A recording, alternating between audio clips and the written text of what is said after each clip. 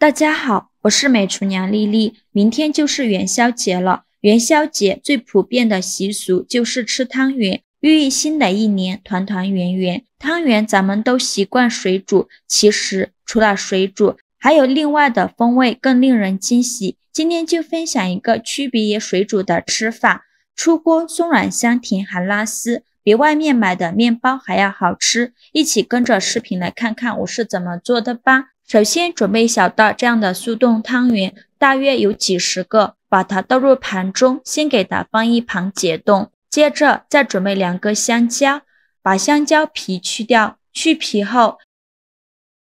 直接把香蕉放入大碗中，用叉子把香蕉压碎。如果想省力的，可以直接放料理机中搅碎。香蕉我们尽量压得碎一些，尽量多压一会儿，最后压成这样细腻的香蕉泥就可以了。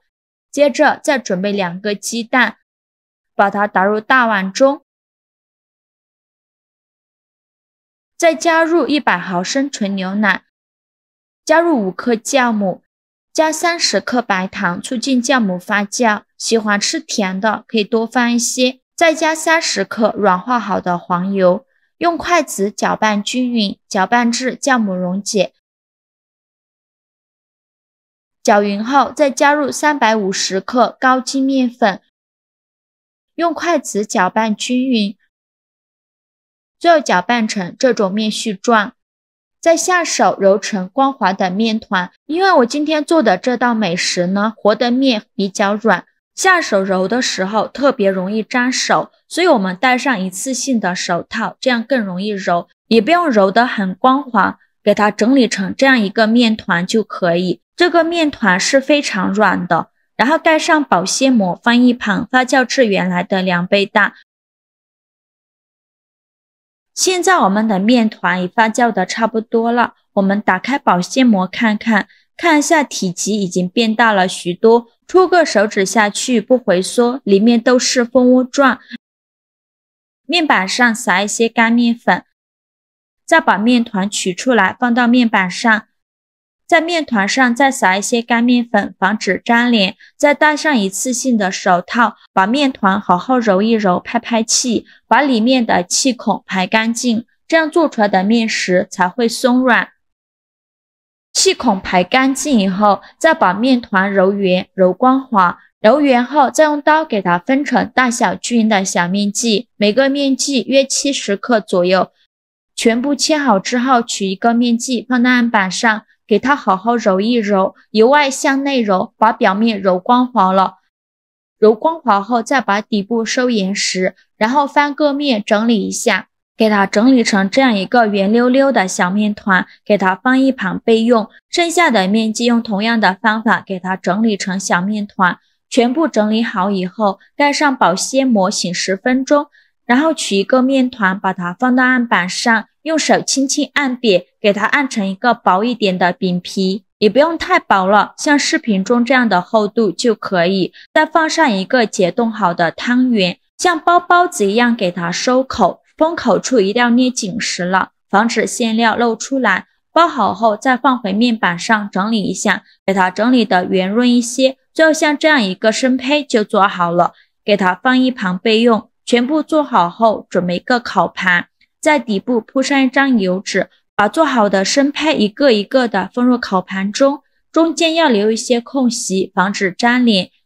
全部做好后，盖上保鲜膜，2次发酵至原来的2倍大，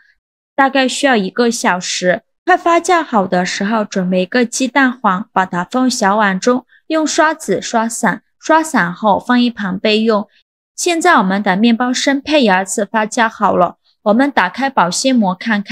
一下体积已经变大了许多，变得胖乎乎的。然后在表面刷上一层蛋黄液，蛋黄液不需要刷太多，薄薄的刷上一层就可以。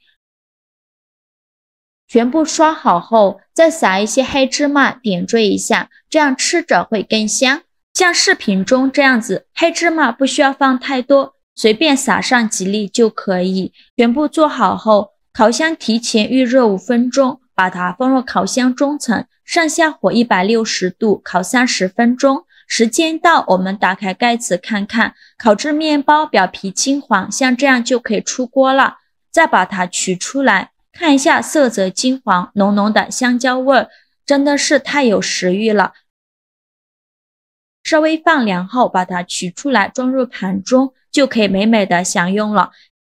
像这样非常好吃的汤圆香蕉面包就做好了，简简单单的面包，无需太多装饰，但只要掰开来就会有惊喜。长长的拉丝，吃起来 QQ 弹弹，做了花生馅的，很不错。用烤箱烤出来的，刚出锅的时候，外皮非常的酥脆，放一会儿就回软了，咬上一口，松软香甜还拉丝，里面还有非常好吃的花生馅。对于懒人来说实在是太合适了。元宵节汤圆是这样做，几十个汤圆都不够吃，全家老小都抢着吃，比外面买的面包还要好吃。喜欢的朋友就赶快收藏起来试试吧。好了，今天视频就分享到这里了。如果您觉得我分享的视频对你有帮助的话，请您给我点个赞吧，或者是订阅我的频道，我每天都会分享不一样的美食视频。我是丽丽，非常感谢您的支持，咱们下个视频见，拜拜。